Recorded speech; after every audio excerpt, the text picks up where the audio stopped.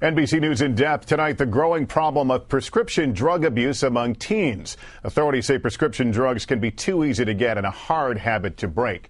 NBC's Mark Potter reports on one state that's struggling to protect young people from addiction and accidental death.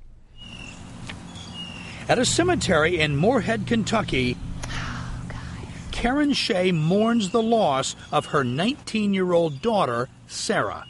Sarah Shea struggled with prescription drug abuse and died from an overdose. When you lose somebody like that, it puts a hole in your soul that nothing else will ever fill.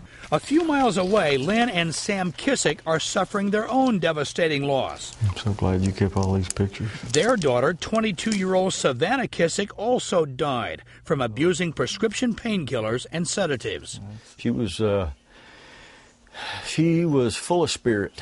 She had a lot of spirit. She was a beautiful young girl. She could have done anything in the world. There is a whole generation of children that are dying because of this. Federal officials say prescription drug abuse is a growing problem nationwide. An estimated 7 million Americans abuse prescription drugs, mostly painkillers, which actually kill more people than cocaine and heroin combined. Authorities say the problem is particularly acute in Kentucky, where 485 people died from prescription drug overdoses last year alone.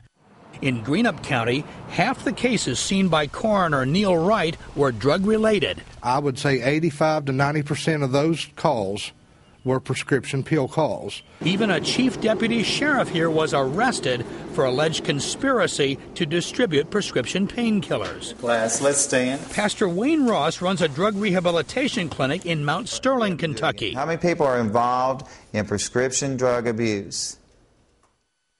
It's epidemic. I would say that it's just totally out of control. It's out of hand. Clinic residents say prescription drugs are easy to buy on the streets and are horribly addictive.